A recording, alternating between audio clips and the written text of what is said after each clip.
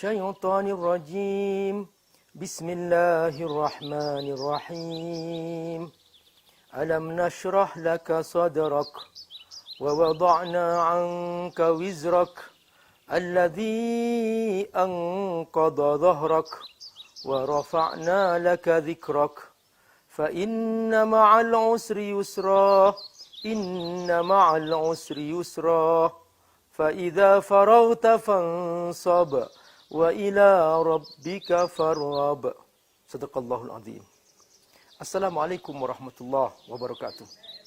Alhamdulillah wassalatu wassalamu ala Rasulillah wa ala alihi wa sahbihi wa mawala. Saudaraku rahmakumullah, Allah Subhanahu wa taala memberikan kata kunci dalam surah Al-Insyirah. Fa inna ma'al usri yusra. Inna ma'al usri yusra.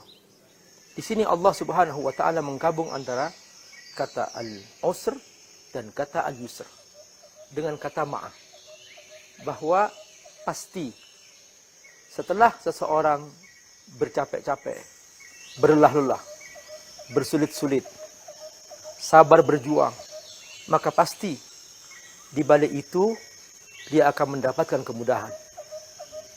Setelah seseorang berlelah-lelah naik ke puncak gunung dan dia bersabar melewati tanjakan-tanjakan yang sangat tinggi itu, pasti ketika dia sampai di atas puncak itu, dia akan merasakan keindahan dan dia akan merasakan kebahagiaan. Fa inna ma'al usri yusra. Inna ma'al usri yusra. Allah Subhanahu wa taala menggunakan kata yang sama, al-usr, al-usr, dengan alif lam definitif, at-ta'rif, bahwa kesulitan itu hanya satu modelnya. Kesulitan itu tidak banyak. Tetapi Allah Subhanahu wa taala ketika menyebutkan kata yusr, Allah Subhanahu wa taala tanpa menyebutkan alif lam. Fa inna ma'al usri yusra. Di sini nakirah. Yusr nakirah. Maksudnya apa? Bahwa jalan kemudahan begitu banyak, tak terhingga. Maka hanya butuh kesabaran. Semakin kita sabar menempuh kesulitan-kesulitan yang kita lalui, maka kita akan mencapai kemudahan-kemudahan. Kepada anak-anakku, adik-adikku yang masih belajar di SD, SMP, SMA. Sekarang Anda belajar dengan sungguh-sungguh. Lalui proses-proses ini dengan penuh kesabaran. Baca buku dengan baik, pelajari materi yang harus kamu kuasai. Jangan ingin bersenang-senang sekarang. Jangan ingin bermanja-manja sekarang. Karena kalau kau, wahai anak-anakku, ingin bermanja-manja sekarang, ingin bermain-main sekarang, maka nanti engkau akan menemukan kesulitan-kesulitan. Kenapa? Karena sekarang kalian sedang membangun fondasi. Fondasi yang kokoh akan membantu Ananda untuk memudahkan nanti masa depan. Maka sabarlah melewati proses-proses ini. Dari proses ini, kalian akan menemukan masa depan yang cerah.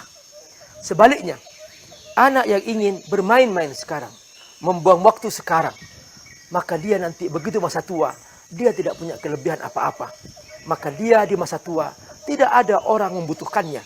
Karena dia tidak punya keahlian yang harus dia pertaruhkan ketika dia harus berjuang di masa-masa yang akan datang. Saudaraku rahimakumullah, kita semua tahu ada sebuah pepatah mengatakan, berakit-rakit ke hulu, berenang-renang ke tepian, bersakit-sakit dahulu, bersenang-senang kemudian. Ini benar bahwa tidak ada proses yang nyaman. Semua proses harus ditempuh dengan cara penuh pengorbanan. Karenanya Allah menyebut dengan istilah al-usr. Dan ini sangat sulit memang. Seorang ibu yang ingin mempunyai anak yang menyenangkan hati, dia harus hamil selama 9 bulan. Dan Anda bisa bayangkan bagaimana lelahnya seorang ibu ketika dia hamil selama 9 bulan. Dia tidak pernah tidur tengkurap. Dia capek, serba lelah. Hamalathu ummuhu wahnan ala wahni wa fisaluhu fi amain, kata Allah. Dia bolak-balik ke kanan ke kiri dan dia dalam dirinya ada beban.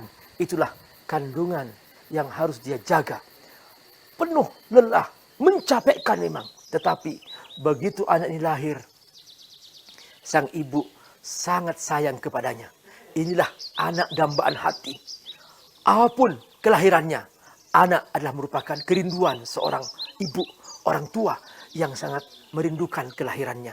Maka anak disayang, anak diberi perhatian, anak diberi curahan hati. Kenapa? Karena dia lahir dari proses perjuangan yang panjang. Sama, kita misalnya, kalau kita dapat uang, dapat gaji, tanpa bekerja, pasti lama-kelamaan kita merasa bosan. Cukup bangun tidur, kita dapat uang. Bangun tidur, dapat uang. Pasti kita tidak pernah bahagia. Orang yang bahagia itu adalah ketika dia capek lebih dahulu. Selama sebulan dia bekerja, di akhir bulan dapat gaji, baru dia akan merasakan nikmatnya dapat uang, nikmatnya dapat harta. Mengapa? Karena ini adalah hasil perjuangan dia selama sebulan. Subhanallah, luar biasa. Bahwa kata Allah, fa inna ma'al usri yusra. Capek dulu, baru kau dapat kesenangan. Maksudnya apa? Allah telah membagi dunia ini, hidup ini dengan dua tahap. Tahap dunia untuk tahap capek-capek. Saudaraku, jangan mencari kesenangan di dunia.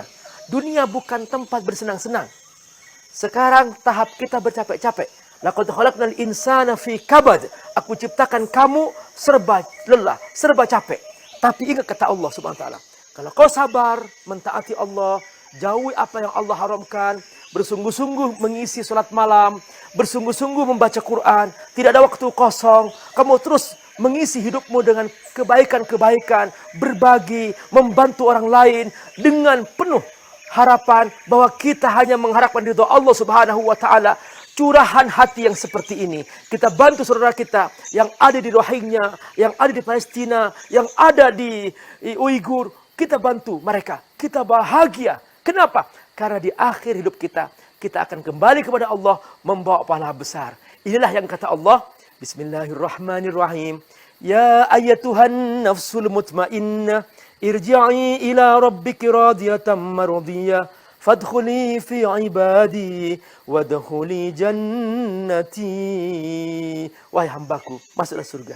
Inilah tempatmu yang abadi. Inilah kesenangan abadi bagimu. Semoga Allah berkahi. Wassalamualaikum warahmatullahi wabarakatuh.